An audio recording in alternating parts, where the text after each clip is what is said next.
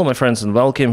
Those are the queues of civilians who are fleeing Tehran, the capital city of Iran. And yes, I want to start today from reviewing the situation in the Middle East, and I'm gonna tell you how it influences Ukraine from the good side or from the bad. Yeah, we have pluses and minuses for Ukraine, because you might say that Middle East is really far away from Europe, but no, events are definitely interconnected. So why those people are going out from Tehran? Well, basically because the air defense of the capital city is totally collapsed. According to the information published, it lost more than 90% of its capabilities. Yeah, some of the air defense survived even in Tehran, but those are mainly cannons, anti-aircraft cannons, which are just useless in most of the cases. Actually, the Israeli aviation is capable to fly elsewhere, even over the capital city of Tehran, or at least very close, dropping aviation bombs. And because those bombs go deep into the bunkers, Iran continued to lose its military leadership. For example, it's been confirmed that the head of the Revolutionary Corps Intelligence was captured together with his deputy. As Israel said, by the time they were planning some sort of the revenge operation, and yeah, we have the confirmation even from the Iranian side about their loss. Nevertheless, allegedly Donald Trump asked Israel not to eliminate the leader of the Iranian Republic, Khamenei. Trump vetoed Israeli plan to zero supreme leader of Iran, United States officials say. So Reuters has this information from the United States officials. Kind of interesting why Donald Trump wants to save one of the most outrageous and evil dictators out there. Khamenei is involved in lots of the war crimes. They organized the attack on Israel, supporting Hamas on October 7th in 2023. Plus, they attacked American bases before using the proxy forces and causing the losses among American troops. But Donald Trump wants Khamenei to stay alive, I guess just for one reason. That reason is still he wants to make his deal with Iran somehow working, even though Iranian regime already stated that they don't want the deal with Americans any longer because they were attacked by Israel. But still Donald Trump insists on that, and he wants to take Putin as some sort of the mediator between Israel and Iran. This is crazy, my friends. This is completely out of ground. Donald Trump lives in parallel reality. Israel already understood that while this regime is in power, they'll possess the real threat to their country, and that's why they decided to take an action. So the call which happened between Donald Trump and Putin yesterday was initiated by Putin on request of Iranian side actually. During the call, Putin said that he advised to Khamenei to accelerate the negotiations with the United States. So still they want to make this happen. It will not happen. Even before, if Iran wanted to make some sort of the deal under Barack Obama's administration, but since that time Iran became more aggressive, and after yesterday's and the day before yesterday's strikes, they for sure would make nuclear weaponry. So regime should be annihilated. Iranian regime. And also, by the way, the Russian one, because basically they're the same. We see that Israel continued to hunt military and other infrastructure of Iran. There was the strike on Mashhad airport, which is located really far away from Israel, more than 2,000 kilometers. Yeah, we have this video shared by the Israeli Defense Forces. They show how their airplanes really fly into the airspace of Iran and hit everything out there, including the capital city. You may see Tehran is over there. It was struck in many of the areas. They particularly show the facilities with the satellite images after the strikes are committed, not before, as for example Iranian side says, like providing some of the CGI or AI-generated images. So the good thing, guys, that I don't see the huge increase of the oil prices. For now, they're pretty much similar as it was at the beginning of April. Honestly, I thought that with this escalation, the fuel prices will go up by 2 times, maybe by 50%, 100%, but I was wrong with my forecast, because still Iran is under the sanctions and all of the ways are open for the other main countries like Saudi Arabia, UAE to trade with their clients. Well, for now it's like that, but Iran threatened lots of the times to block the way out for the oil coming from the Saudi Arabia, Kuwait, United Arab Emirates, Qatar. This area here is called Strait of Hormuz and it's very narrow, I agree. So Iran Iran might do it, but in this way it might harm its allies, like for example China, because China is the main consumer for the oil coming from this place. Plus, Iran also threatened to close Bab al-Mandab Strait. It is located here. What they want is to block the way for the international trade. Here are their proxies, Houthis in Yemen, and they are controlling this region indeed. But after all, I don't think that Iran would do it, especially now that their leaders are being captured by Israel. My impression based on the reaction of Iran that it's pretty much chaotic. They don't know what to do. They respond hitting some of the civilian infrastructure in Israel. It doesn't look like the planned revenge operation at all. They're simply out of the tools, out of the command and out of their military force to act in the same or similar way as Israel. That's why I do not expect that they would block those straits, because they'll have many more enemies that for now are quite neutral towards Iran. That's why I think that the oil prices will rise, but not dramatically, and we already witnessed that. Why am I so concerned about the oil prices? Because Russia gets most of its income from oil, and they use those funds to keep their military machine running. So for Ukraine, it's not profitable at all. The other thing that is now under the threat is the supply route from Russia via Caspian Sea through Iran and to India, because that's how Russia supplied their oil. So they have some of the ports in Caspian Sea, and they send oil here to the port of Iran, and then everything went to the Persian Gulf and to India. So the main consumer, one of the main consumers of the Russian fossil fuels is obviously India. That's how Russia also gets its money for war. But this route is now under significant threat because Iran is being bombed. Those logistic issues may cause Russia to get less funds from their oil sellings. It is good. And here we see one more plus for Ukraine. This is the Isfahan drone factory, the huge one that was producing the spare parts for the Shahid drones. Actually, I was wrong on my stream saying that Russia has the full production of the drones, including the spare parts. No, Iran, after all, supplies the spare parts to Russia. Not all of them. Russia makes the construction itself, the drone, the form of those, but engines, electronics, everything is coming from Iran on vessels. Before, airplanes were used, but then they stopped flying, and that's why I thought, okay, maybe Iran stopped sending those spare parts to Russia, because I checked out Flight Radar 24 and they're not flying any longer with those cargo planes, but they use instead vessels, the Caspian Sea. And as we know, Russia attacks Ukraine like every day. This is the information that was published 1 minute ago by the time I'm recording this video. So those arrows there are the places where the Shahid drones were spotted. Each night Russia sends 50, 100, 200, sometimes 300 drones, and it's very difficult to cope with them because Russians are using the new tactics. Sometimes drone may fly up to 4 kilometers of the altitude, and then it dives down to the target, so it makes the AA anti-aircraft cannons and teams impossible to intercept the drones, and Ukraine is forced to use IRIS-T, NASAMS, even Patriots against those Shahids. That's why very cheap targets are being shut down by the very, very expensive missiles, which Ukraine is in lack of. And yesterday there was the big attack of the Russian Shahid drones on Ukrainian infrastructure in Kremenchuk, Ukrainian energy facility caught fires. If Russia gets less of the spare parts for their Shahid drones, they would be in lack of the capabilities to strike Ukraine. So one more plus of the special military operation against Iran. By the way, Zelensky in his address to people today stated that Americans asked Ukraine not to attack Russian energy infrastructure. So that's why Ukraine stopped the attacks, but the last night Russia hit Kremenchuk energy infrastructure, as you see. So what the deal we're heading to? And guys, honestly, it's the total embarrassment of the politics of Donald Trump. Donald Trump just likes dictators because he wants to be dictator himself. I guess you heard that many of the times from me also, but it is a reality. And by the way, today we're going to speak about the military parade, which was dedicated, I would say, not to the army anniversary, but to the Donald Trump's birthday. Yeah, just bear with me and we're going to discuss it. My friends, here I want to share my thanks to the Patreon supporters and also members of the channel. Guys, you are doing a fantastic job keeping me running and uploading videos almost every day. Thank you so much for your kind motivation.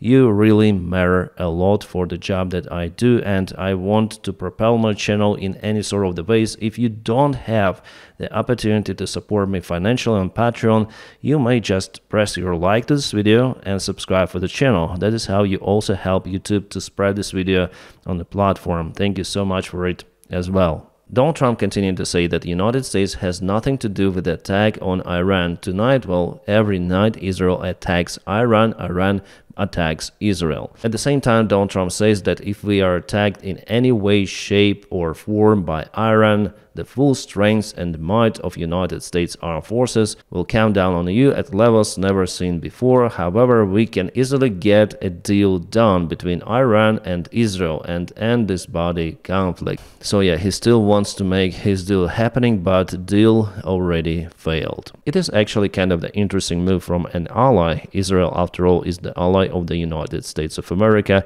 Well, it seems like it doesn't care any longer about opinion of Donald Trump, because Donald Trump may change his opinion every day by 190 degrees, and he's not the guy with whom you would make a robust deal. For Israel, it is the existential threat which is potentially coming from Iran, I mean nuclear weaponry. Netanyahu, a prime minister of Israel, already dismissed the information that Donald Trump asked him to not to eliminate Khamenei. He said that it's the wrong information, but who would tell you for sure, right? Again, one of the latest posts from Donald Trump: Iran and Israel should make a deal. So he continued to say about his deal, even though there is direct military confrontation with significant circumstances, first of all for Iran, but Donald is daydreaming about the trade and make a decision and stop, I'm losing it, I'm losing my deal. Every deal of Donald Trump is not effective. Every of his initiatives is total failure.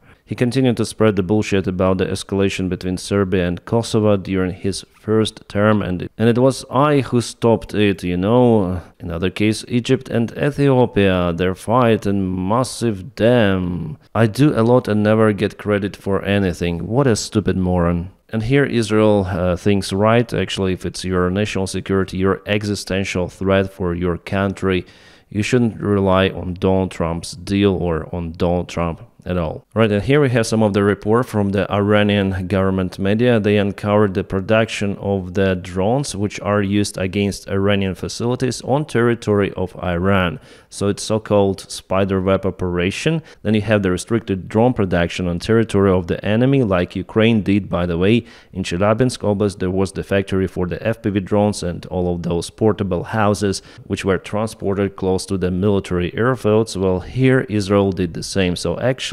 Ukraine did it the first, but Israel does the same for a very, very long time. This is the future of the drone wars, definitely to organize the hidden production on territory, and then it's needed, launch everything. Alright, Iran continued to publish the bullshit-generated images of B-2 Spirit. This is the bomber of the United States of America. Somehow they also have those small people out there, small compared to this airplane. So absolutely bullshit is spread out there in Iranian media propaganda. They don't know what to do. They don't know how to react because they're completely beheaded, their leadership. They just launch randomly their ballistic missiles to Tel Aviv, to Haifa. Today there were multiple of the strikes. By the way, 5 of the citizens of Ukraine lost their lives. But Israel management, Israel military is not hurt, so they continue to perform their really effective tasks against Iran. I would say it's mostly over for Iran. They cannot counteract to that, only just in their media. The only thing which is stopping Israel from totally annihilating the nuclear program of Iran is that Iran built it under the ground deep down. So to finish it once and for all, you need those kind of the bombers which America refused to provide to Israel, unfortunately. And maybe in this case, Israel would start some sort of the ground operation to reach those facilities underground. For now, I don't see that the escalation in the Middle East, basically the war, could be stopped in the coming days. It will continue maybe even for a few months. But what I may say that the first days are very successful for Israel. And here's the Tabriz air base of Iran. You may see that Israel hit the main taxiways, so the military airplanes, they cannot leave their hangars and reach the runway.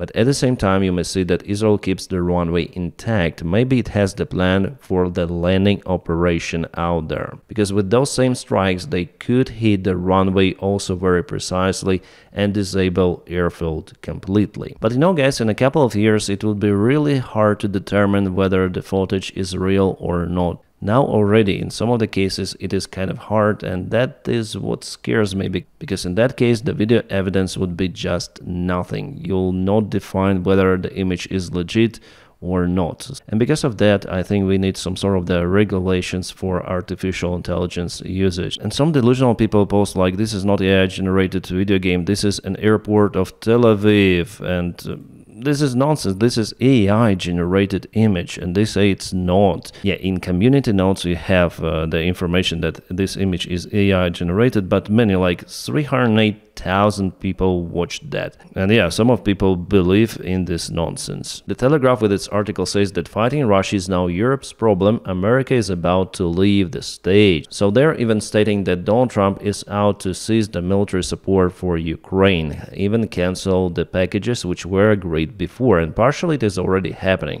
I'm speaking about the allocation about 20,000 shells which could be used to intercept the Shahed drones. Well, if it happens, really, I have to say that in this case, the policy of Vladimir Putin was actually right. To humiliate Donald Trump, to call him to say, yes, yes, yes, you're our favorite American president. Russia also invested lots of the stuff in propaganda in the United States of America, and they understand that Donald Trump watches American TV every day, mostly Fox News, maybe some of the podcasts from Joe Rogan, because Donald Trump repeats the same narratives. Yeah, Tucker Carlson, Lex Friedman, they all say the same or similar shit. For this reason, guys, in the coming years, we do not expect anything good for Ukraine. Counting everything of that, Telegraph says that Ukraine has three of the options. Count on Europe, definitely we count on our allies in Europe, or buy weapons in the United States with European money. Again, it's the heavy load on the European budget,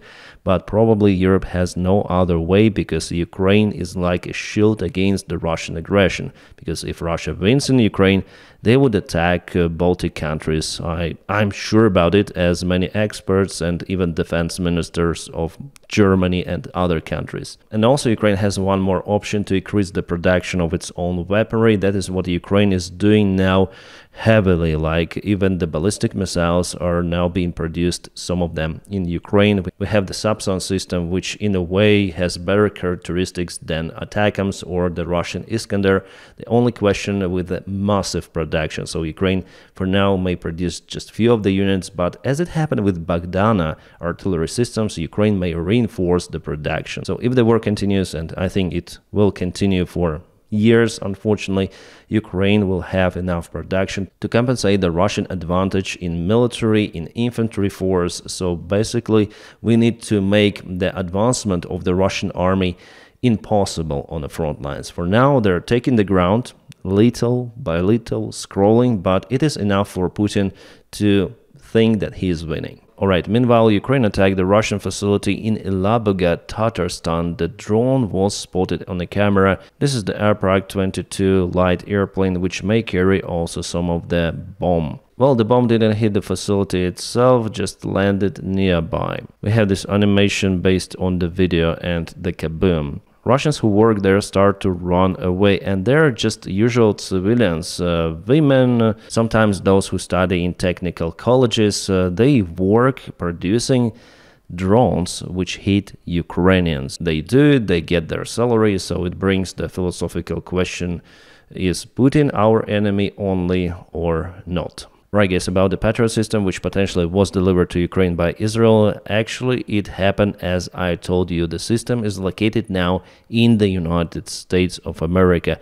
It is on the maintenance. We have now the confirmation that one of the Patriot systems, PAC-2, was definitely sent to Ukraine by Israel, but now it is located in the United States and not yet been delivered to Ukraine. We have this information from President of Ukraine, Zelensky. Zelensky told that he got his agreement with Netanyahu even before the attack of Hamas on Israel, before the 7th of October 2023. They initially were speaking about Barak 8 systems, but Israel needed it at first, so they switched to Patriot. But those Patriot launchers and radars, they require significant maintenance. They were not in use for many years. So then Ukraine obtains them. It is hard to say. Potentially it could be really a significant help for Ukraine, but for now it is still in United States of America. Right guys, yesterday I watched the parade, at least partially, and streamed it not on this channel, but I have the other one. It's dedicated to different stuff, and I decided not to trash this channel, but to have the stream on different one, and that is what I saw. This is the screenshot from the live video of the parade that I made. Trump is basically so entertained that he is sleeping.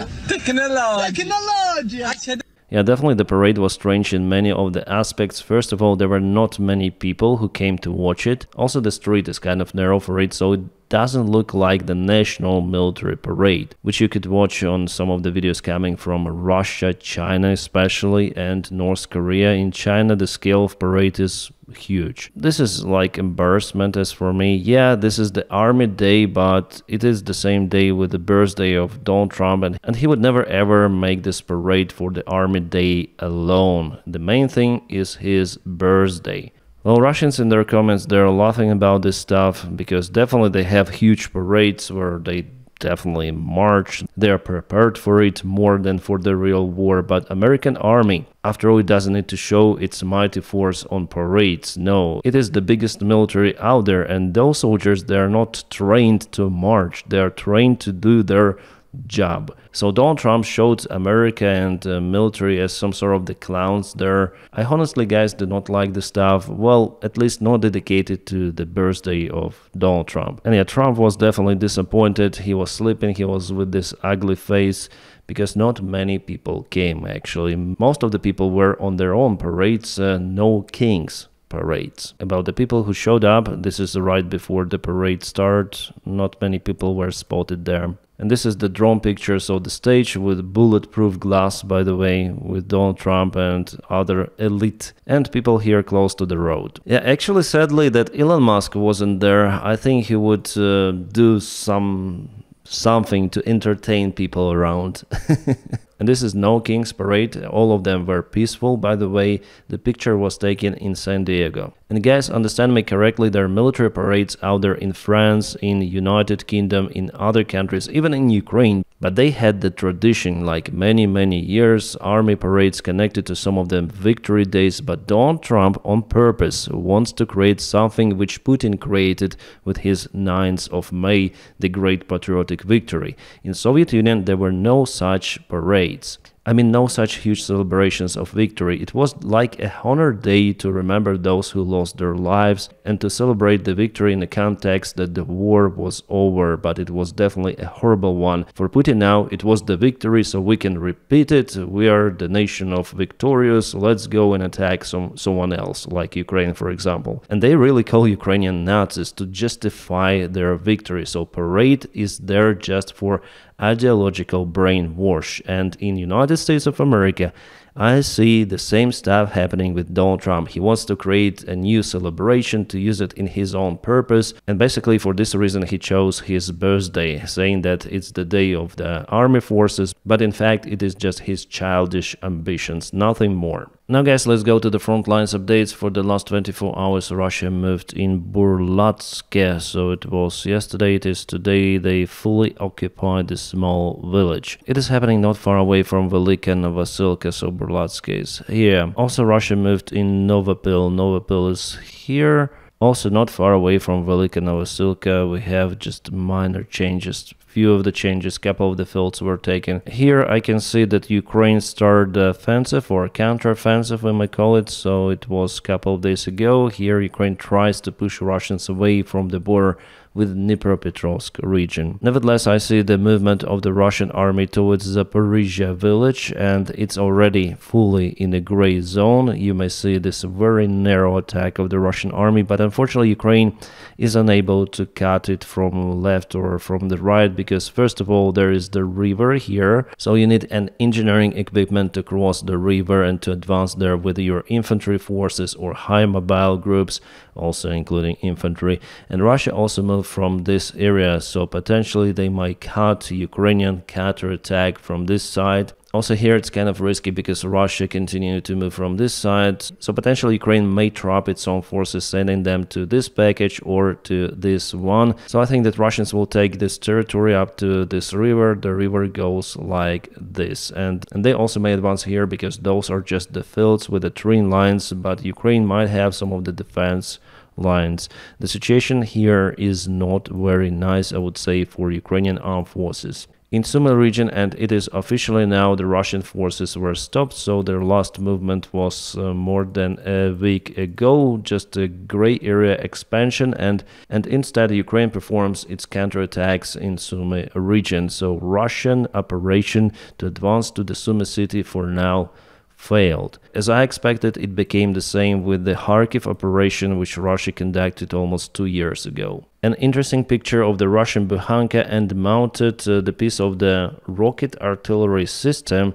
By the way, this is the North Korean-made artillery system, kind of the compact and portable one, which, as you see, Russia decided to put on this vehicle. So even for this stuff, Russia goes to North Korea to ask for this advanced technology. Well, in a way it could be effective, and this Bukhanka, well, still it will be not that far away from the front lines because the range here is not very huge. Guys, now please don't forget to press your huge like to this video, also subscribe for the channel. By doing it, you help me really a lot. I wish you all a peaceful sky wherever you are and have a great time.